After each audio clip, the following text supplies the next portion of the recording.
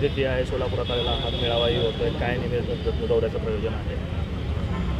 आज अण्णाभाऊंची 55वी पुण्यतिथी आहे. त्यांना अभिवादन करून सोलापूरच्या दौऱ्याची सुरुवात आम्ही करतोय.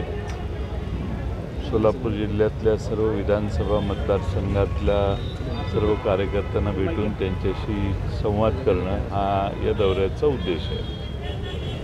सर, आज खरं तर कार्यकर्ता मेळावा घेत आहे. आगामी विधानसभांच्या पार्श्वभूमीवर हा मेळावा होत आहे.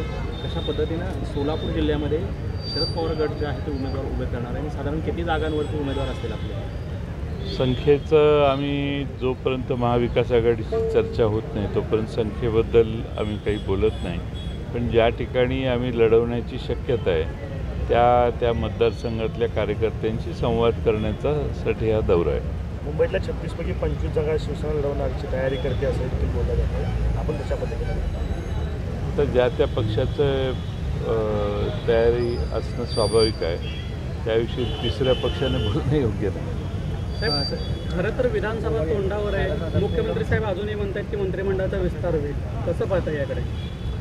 हां, आता परत मंत्रिमंडळ होणार नाही. शेवटची संधी आहे. त्यामुळे बरेच आमदार मागे लागले ते की आमच्या मंत्रिपदाचं स्वप्न किमान 2 महिन्यासाठी तरी पूर्ण करा. त्यामुळे हा काही आत्मसंतुष्ट करण्यासाठी शेवटचा प्रयत्न आहे. कारण परत सरकार येईल याची खात्री नाही आहे आणि त्यामुळे सरकार येणारच नसेल तर किमान आम्हाला थोडे दिवसासाठी तरी मंत्री करा असं म्हणणाऱ्यांची संख्या मोठी आहे. तर वेगवेगळ्या योजना ज्या त्या सरकारकडनं जाहीर करत आहेत. लाडकी बहीण योजना झाली. आता काल पंढरपुरात बोलताना लाडका भाऊ योजना देखील आम्ही आणू अशा पद्धतीचं बोललं जात आहे. कशा पद्धतीने बघता विधानसभाच्या पार्श्वभूमीवर योजना? नाही, सगळेच कशा पद्धतीनं सरकार चालवायचं याच्या परिसीमा सोडलेल्या आहेत आणि बेदरलेले घाबरलेलं सरकार म्हणून या सरकारचं वर्णन करता येईल. आपला पराभव होणार आहे आणि म्हणून पाहिजे ते करायचं येणं केनं मार्गाने हा शेवटचा त्यांचा प्रयत्न आहे. साहेब, आणखीन काही योजना येतील पुढच्या 8-10 दिवसात. साहेब, लंडनवरून शिवरायांची वाघनखं जी आहेत ती साताऱ्यात दाखल झालेली आहेत. उद्या त्याचा जंगी कार्यक्रम होणार आहे. त्याच्या शस्त्रास्त्र प्रदर्शनाचं उद्घाटन दोन्ही मुख्यमंत्री असणार आहेत. काय वाटतं अशा पद्धतीच्या कार्यक्रमांकडे पाहून? नाही, इंद्रजित सावंत म्हणून एक इतिहास संशोधक आहेत. त्यांचं तर मत याबद्दल वेगळंच आहे की खरी वाघनखं जलमंदिरात साताऱ्यात ठेवलेली आहेत असा त्यांचा दावा आहे. मला माहीत नाही. पण अल्बर्ट हॉलमधून लंडनमधून वाघनखं आणली तर ती एवढ्या गुप्ततेत का आणली? ती सातारच्या संग्रहालयात पोचली पण ती मागच्या दाराने.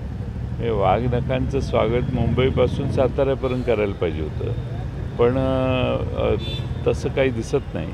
आणि आता त्या संग्रहालयाचं तिथं जाऊन मुख्यमंत्री उपमुख्यमंत्री त्याचं उद्घाटन किंवा त्याचं अनावरण किंवा त्याचे सगळ्यांना खुले करणार आहेत. त्याला तिकीट लावलेलं आहे सरकारने.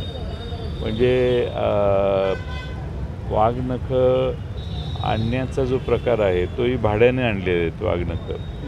वाघनखं मिळवली नाहीत तर वाघनखं तात्पुरती आणलेली आहेत आणि वाघनखं इथं शेवटी सर्वांनाच त्याच्याबद्दल आदर आहे. पण वाघनखं आणण्याचा जो प्रकार आहे तो वाजत गाजत व्हायला पाहिजे होता आणि समोरच्या दारानं संग्रहालयाचे व्हायला पाहिजे होता. तो संग्रहालयाच्या मागच्या दाराने गुपचूप नेऊन ठेवण्यात आला. कालच मी सातारला होतो. मला सातारचे सर्व पत्रकार सांगत होते. विशाळगडाचा जो प्रश्न तिथे येण्यासाठी विरोध देखील केला जातोय, याकडे कसं पाहताय? एक म्हणजे विशाळगडावर जी घटना झाली त्यात पायथ्याला जी घटना घडली ती अतिशय गंभीर आहे.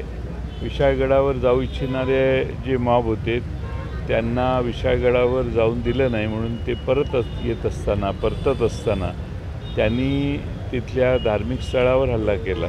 तिथल्या लोकांच्या घरदारं फोडली, तिजोऱ्या फोडून त्यातूनही त्या ठेवलेली संपत्ती देखील लुटून नेली.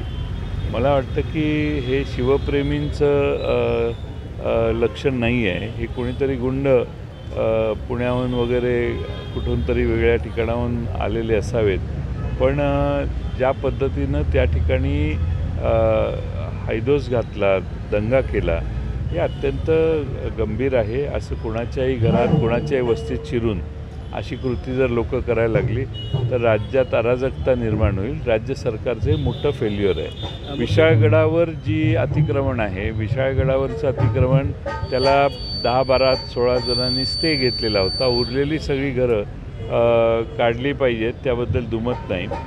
पावसाळ्याच्या आधीच हे सरकारने करायला पाहिजे होतं. बैल गेला आणि झोपा जी म्हण आहे तसं ही परिस्थिती आहे. आता भर पावसाळ्यात ही घरं काढायचं काम चालू झालं. पावसाळ्याच्या नंतर जरी काढता आली असती, पण ठीक आहे, आता अतिक्रमण काढायचंच आहे तर मग ते नियमानं काढतील. जे स्टे घेऊन बसलेले आहेत त्यांना काही होणार नाही. जे त्यातल्या त्यात गरीब आहेत, त्यातल्या त्यात अशा कोर्ट कचेऱ्या करू शकत नाहीत, ते बिचारे आता याच्यात भरडले जातील. पण त्या सगळ्यांचा कुठेतरी पुनर्वसन करणं आवश्यक आहे. काल मुख्यमंत्र्यांनी आषाढी वारीमध्ये मराठा भवनचं उद्घाटन केलं पंढरपूरमध्ये. तिथे असं म्हणाले की मी शिवरायांची जी शपथ खाल्ली होती त्याप्रमाणे मराठा समाजाला 10% आरक्षण दिलेलं आहे. याचा अर्थ असा घ्यायचा का की सगळे सोयरेचा जी आर आता होणार नाही? काय आहे की आमचं तेच म्हणणं आहे की मुख्यमंत्र्यांनी आणि उपमुख्यमंत्र्यांनी मराठा समाजाशी मुख्यमंत्र्यांनी संवाद केलेला आहे. ते काय कमिटमेंट दिल्या हे आम्हाला माहीत नाही. उपमुख्यमंत्र्यांनी OBC समाजाशी काय चर्चा केली, काय आश्वासनं दिली तेही आम्हाला माहीत नाही. त्यामुळं आता सरकारने याच्यावर बऱ्याच चर्चा केलेल्या आहे. आता सरकारने एका निर्णयापर्यंत यायला पाहिजे आणि सरकारने निर्णय घ्यावा. विरोधी पक्षाला विश्वासात घ्यायचं असेल तर सरकारने विरोधी पक्षाला बोलवून सांगावं की आम्ही आता हा निर्णय घेतलेला आहे. आता चर्चा किती वर्ष करणार आणि चर्चा करून किती वेळ घालवणार? त्यामुळे सरकार निर्णय घेण्यास सक्षम आहे.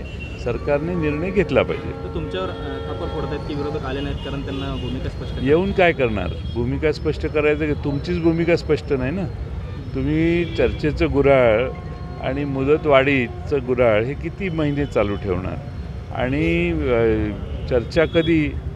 तुम्ही चर्चेची मिटिंग बोलवली, ती चर्चेची मिटिंग बोलत असताना सगळं संपत आले, विधानसभेचं अधिवेशन संपत आलं. तुम्ही चर्चा करत असताना काहीतरी प्रस्ताव तर समोर ठेवला पाहिजे. प्रस्ताव समोर नाही. दोन्ही बाजूंनी काय चर्चा केली याला विरोधी पक्षाच्या नेत्यांना विश्वासात घेऊन चर्चा करत नाही आणि नुसत्याच चर्चा काय करायच्या? आता तुमचं सरकार आहे, तुम्हीच निर्णय घ्यायचा आहे. पण तुम्ही निर्णय घेण्याच्या आधी आम्हाला सांगणार असाल तर सांगा काय निर्णय घेणार आहे ते. पण तुम्ही काहीच जर करत नसाल तर मग तुम्ही निर्णय घ्या आणि जाहीर करा. पण लोकांना जी आश्वासनं दिलेली आहेत, लोकांची सतत आश्वासनं देऊन मुदतवाढी घेतलेल्या आहेत, त्यांचा एकदा पूर्णविराम करा आणि जे काही तुमचा निर्णय असेल तो घोषित करा.